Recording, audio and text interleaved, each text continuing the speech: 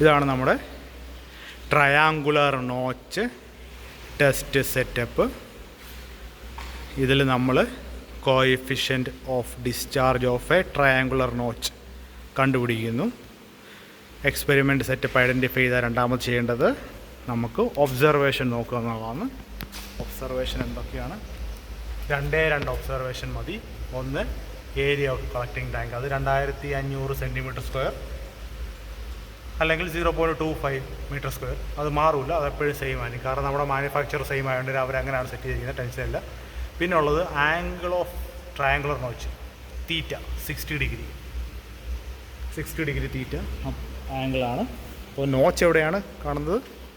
ഈ കാണുന്നതാണ് നോച്ച്. ഇതാണ് നമ്മുടെ ട്രയാങ്കുലർ നോച്ച്, വി നോച്ച് അല്ലെങ്കിൽ ട്രയാങ്കുലർ നോച്ച് എന്ന് പറയും. അപ്പോൾ നമുക്ക് ഈ എക്സ്പെരിമെൻറ്റ് സെറ്റപ്പിൽ നമ്മൾ കണ്ടുപിടിക്കുന്നത് ഈ ട്രയാങ്കുലർ നോച്ചിൻ്റെ കോഎഫിഷ്യൻറ്റ് ഓഫ് ഡിസ്ചാർജാണ്. Coefficient of discharge.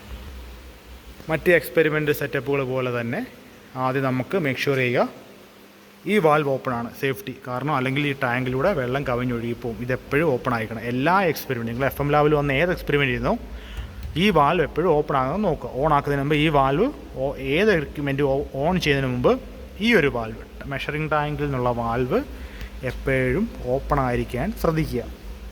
ഈ ഒരു വാൽവ് കംപ്ലീറ്റ്ലി ക്ലോസ്. ഇത് ശരിക്കും ഡെലിവറി സൈഡല്ല, ഇത് ബൈപ്പാസ് ചെയ്താണ്. വെള്ളം കൺട്രോൾ ചെയ്യുന്നത് ബൈപ്പാസ് ചെയ്ത്, അതായത് ഇവിടെ പമ്പ് ചെയ്യുന്നു, ഇവിടുന്ന് പമ്പ് ചെയ്ത് മേപ്പോട്ട് വരുന്നു. ഇവിടെ ക്ലോസ് ചെയ്യുവാണെങ്കിൽ, ഫുൾ ക്ലോസ് ചെയ്യുവാണെങ്കിൽ വെള്ളം ഇങ്ങനെ കയറി ഈ പൈപ്പിൽ കൂടെ കയറി ഈ ടാങ്കിലേക്ക് വരും. സമയം ഇത് ഓപ്പൺ ചെയ്യുവാണെങ്കിൽ ഈ വെള്ളം കുറച്ച്, അത് ഓപ്പൺ ചെയ്തതനുസരിച്ച് വെള്ളം ഇതിൽ ഇറങ്ങിപ്പോവും. അപ്പോൾ ഇതൊരു ബൈപ്പാസാണ്. അപ്പോൾ ഇവിടെ നമ്മൾ ചെയ്യേണ്ടത് ഫുൾ ക്ലോസ് ചെയ്ത് വെക്കുക. കാരണം നമുക്ക് ഈ ടാങ്ക് നിറഞ്ഞ്, ഈ വലിയ ടാങ്കാണ്, ഈ ടാങ്ക് നിറഞ്ഞ് വെള്ളം കവിഞ്ഞ് ഇതുവഴി ഒഴുകണം. അപ്പോൾ അതേ ബൈപ്പാസിലുള്ള വെള്ളം പോയിക്കൊണ്ടിരിക്കുകയാണ്. ഞാൻ ഈ വാൽവ് ക്ലോസ് ചെയ്യാൻ പോകണേ. ക്ലോക്ക് വൈസ് ഡയറക്ഷനിൽ തിരിക്കുന്നു. ഇവിടുത്തെ ഡിസ്ചാർജ് കുറയുന്നു. അപ്പോൾ ഇവിടുത്തെ മെയിൻ ടാങ്കിൽ വെള്ളം നിറഞ്ഞു വരും. അപ്പോൾ ആദ്യം നമുക്ക് ഈ വെള്ളം ഈ ഒരു പർട്ടിക്കുലർ പോയിന്റിൽ കെട്ടിക്കിടക്കേണ്ട ഹൈറ്റ് കണ്ടുപിടിക്കുക. ഇവിടെ വരെ വെള്ളം, അതായത് ഒരു തുള്ളി വെള്ളം പോലും അപ്പുറത്ത് പോകാതെ വെള്ളം എത്ര ഹൈറ്റിൽ കെട്ടിക്കിടക്കുന്നത് ആദ്യം നമ്മൾ കണ്ടുപിടിക്കണം. അതാണ് നമ്മുടെ H1 ആയിട്ട് നമ്മൾ കൺസിഡർ ചെയ്യുന്നത്. അപ്പോൾ ഇനി ഇവിടെ റീഡിങ് എടുക്കുന്നത് എങ്ങനെയാണ്? മാനോമീറ്റർ റീഡിങ് സിമ്പിളായിരുന്നു, പക്ഷേ ഇതിവിടെ ഇച്ചിരി വ്യത്യാസമുണ്ട്. ഇത് കൺട്രോൾ ചെയ്തിട്ടാണ് നമ്മൾ, ഇത് കൺട്രോൾ ചെയ്ത് വേണം ഹൈറ്റ് അഡ്ജസ്റ്റ് ചെയ്യാൻ. ഇതുണ്ടോ? നമ്മൾ ഈ താഴത്തെ ഈ ഒരു ഫസ്റ്റ് ലൈൻ കോയിൻസൈഡ് ചെയ്യുന്നത്. ഇപ്പോൾ നോക്കി, ഇത് 50-ന് താഴെയുള്ള, അപ്പോൾ 45 ഈ വാല്യൂ. ഇത് മാറി താഴെ 50-ൻ്റെ ലൈൻ നോക്കുക. ഈ താഴത്തെ ഈ കാണുന്നല്ലേ, താഴത്തെ ഈ ലൈൻ, ഇത് കറക്റ്റ് ഫോക്കസ് ആവുന്നില്ല.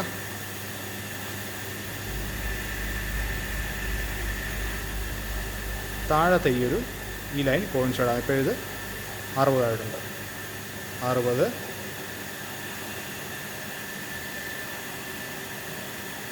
65, 70, 75, 80. ഇങ്ങനെയാണ് ഇതിൻ്റെ റീഡിങ് എടുക്കുന്നത്. ഇതിൻ്റെ പേര് ഹുക്ക് ഗേജ് എന്നാണ്. ഹുക്ക് ഗേജ് റീഡിങ് എടുക്കുന്നതാണ്. അപ്പം ഈ ഏറ്റവും താഴത്തെ ഈ വെർനിയർ സ്കെയിലാണോ എന്ന് ചോദിച്ചാൽ ഇത് ശരിക്കും കറക്റ്റ് അല്ല. ഇത് വെർനിയർ സ്കെയിലാണോ? ഈ ഒരു സ്കെയിലിൻ്റെ ഏറ്റവും ലാസ്റ്റിലത്തെ ലൈൻ ടച്ച് ചെയ്യുന്ന ഭാഗം മാത്രം നോക്കാം. ഈ കേസിൽ ഇപ്പോൾ നോക്കി, എപ്പോഴെങ്കിലും നോക്കുവാണെങ്കിൽ ഇതിപ്പം ഇപ്പോൾ ലൈറ്റുണ്ട്. ഇപ്പോൾ ഉണ്ട് 80 കറക്റ്റ് ടച്ചായി. ഇപ്പോൾ 85, 90. ഓക്കെ, ഇങ്ങനെയാണ് ഇത് റീഡിങ് എടുക്കുന്നത്. അപ്പോൾ നമ്മൾ നോക്കേണ്ടത് ഈ വെള്ളം നിറഞ്ഞ് ഇതുവഴി ഒരു തുള്ളി വെള്ളം പോലും പോകാത്ത ഒരവസ്ഥയിലെത്തുക. ശേഷം ഈ പോയിന്റിലൂടെ ഒരു തുള്ളി വെള്ളം പോലും പോകാത്ത അവസ്ഥയിലെത്തുക, എത്തിക്കുക.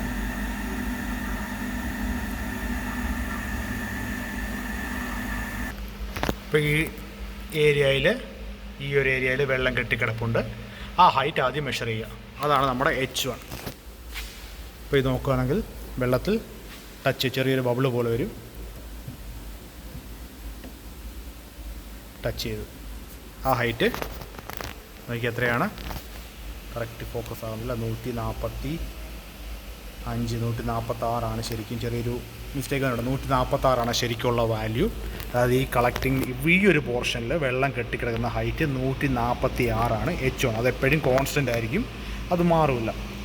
ഓക്കെ, അപ്പോൾ ആ ലെവലിനെ പറയുന്ന പേരാണ് സില്ല് ലെവൽ, SILL ലെവൽ, സിൽ ലെവൽ ഹൈറ്റ് എത്രയാണ്? സിൽ ലെവൽ ഹൈറ്റ് എന്ന് പറയുന്നത് 146. കുറച്ചുകൂടെ ഒന്ന് 146 ശരിക്കും. അപ്പോൾ ഈ ടച്ച് ചെയ്യുന്നത് 146 ആയിട്ടായിരിക്കും. അപ്പോൾ അതിൻ്റെ പേരാണ് സിൽ ലെവൽ. അപ്പോൾ ഈ കേസിൽ എനിക്ക് ഇതുപോലെ ഇരിക്കും. അപ്പം H1 എപ്പോഴും ഇവിടെ കോൺസ്റ്റൻ്റ് ആയിരിക്കും, ഇത് മാറില്ല. ഈ H1 എന്ന വാല്യൂ എപ്പോഴും സെയിം ആയിരിക്കും. മറ്റ് പൈപ്പ് ഫ്രിക്ഷനിലാണെങ്കിലും നമ്മുടെ വെഞ്ചുറി മീറ്ററിനകത്താണെങ്കിലും H1 H2 ഇങ്ങനെ മാറിക്കൊണ്ടിരിക്കും. പക്ഷേ ഇവിടുത്തെ H1 ഒരിക്കലും മാറില്ല. പിന്നെ മാറുന്നതെന്തോ H2 മാത്രം. ഇനിയും പഴയതുപോലെ തന്നെ എക്യുപ്മെൻറ്റ് ഓണാക്കി വാൽവ് ഫുള്ള് ക്ലോസ് ചെയ്ത് വെക്കുന്നു. അപ്പോഴത്തേക്കും ടാങ്കിൽ വെള്ളം നിറയുന്നു. മാക്സിമം ഹൈറ്റിലൂടെ, അതായത് ഈ വി നോച്ചിലൂടെ മാക്സിമം ഹൈറ്റിൽ വെള്ളം ഒഴുകുന്ന ആദ്യം ശ്രദ്ധിക്കുക. ഫസ്റ്റ് മാക്സിമം ഹൈറ്റിൽ കൂടെ വെള്ളം ഒഴുകുന്ന റീഡിങ് എടുക്കുക. അതിനെക്കൊണ്ട് ഒക്കുന്ന അത്രയും മാക്സിമം ഹൈറ്റിൽ വെള്ളം ഒഴുകുന്ന H2 റീഡിങ് എടുക്കുക. ഈ ഹൈറ്റ്, ആ ഹൈറ്റിൽ H1 ഓൾറെഡി ഉണ്ട്, H2 റീഡിങ് എടുക്കുക. ഇനി ഇവിടെ വെള്ളം മാക്സിമം ഹൈറ്റിലായോ ഇല്ലെന്ന് നമ്മൾ എങ്ങനെ തിരിച്ചറിയുന്നുണ്ട്? ഈ വെള്ളപ്പാട് കണ്ടോ, ഇതാണ് ഇതിൻ്റെ മാക്സിമം ഹൈറ്റ്. പലതവണ വർഷങ്ങളായിട്ട് ഇവിടെ എക്സ്പെരിമെൻ്റ് ചെയ്ത് ആ വെള്ളത്തിൻ്റെ അടിഞ്ഞു കൂടിയ അഴുക്കളാണ്. ഞാൻ പറഞ്ഞു തെർമൽ ക്ലാസ്സിൽ പറഞ്ഞ സ്കെയിലിംഗ്, വാട്ടർ ട്യൂബ് ബോയിലറിനകത്ത് സ്കെയിലിംഗ് ഉണ്ടാകും. അത് ഇതുപോലുണ്ട്, അതിനകത്തെ ലവണങ്ങളും മറ്റ് മിനറൽസ് മറ്റ് കാര്യങ്ങളൊക്കെ അടിഞ്ഞ് ഒരു ചെറിയ ലെയർ ഫോം ചെയ്യും. അപ്പോൾ ഇതാണ് ഇവിടുത്തെ മാക്സിമം ഹൈറ്റ്. ഏകദേശം എത്തിയിട്ടുണ്ട്, മാക്സിമം ഹൈറ്റ് ആകുന്നു. നോക്കി, മാക്സിമം ഹൈറ്റ് എത്തി. അപ്പോൾ നമ്മളിനി ചെയ്യേണ്ടത് ഈ ഹൈറ്റ് എത്രയാണ് കണ്ടുപിടിക്കുക. ഉണ്ട് വെള്ളത്തിൽ ഈ ഹൈറ്റ് ടച്ച് ചെയ്തിട്ട് എത്രയാണ് കാണിക്കുന്നത്? മുകളത്തെ 90-നും 80-നും ഇടയ്ക്കുള്ള വലിയ വര, ഇടയ്ക്കുള്ള വര 85. അപ്പം 84, 83 83.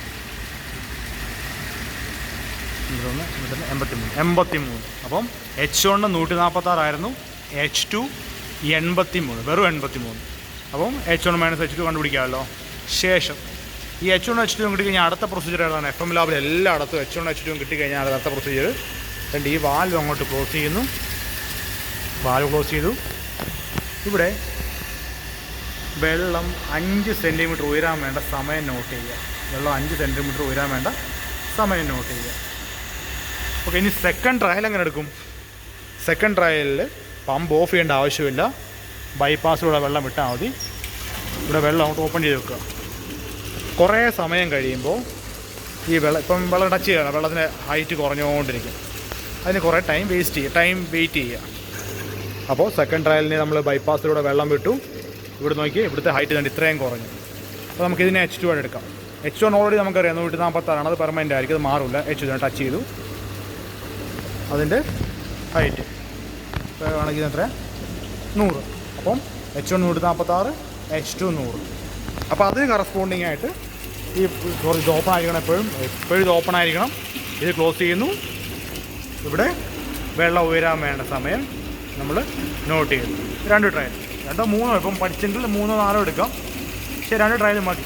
സാധാരണ എക്സാമിനും എക്സ്പെരിമെൻറ്റ് വളരെ സിമ്പിളായതുകൊണ്ട് 2 ട്രയലാണ് ചെയ്യിക്കാറ്.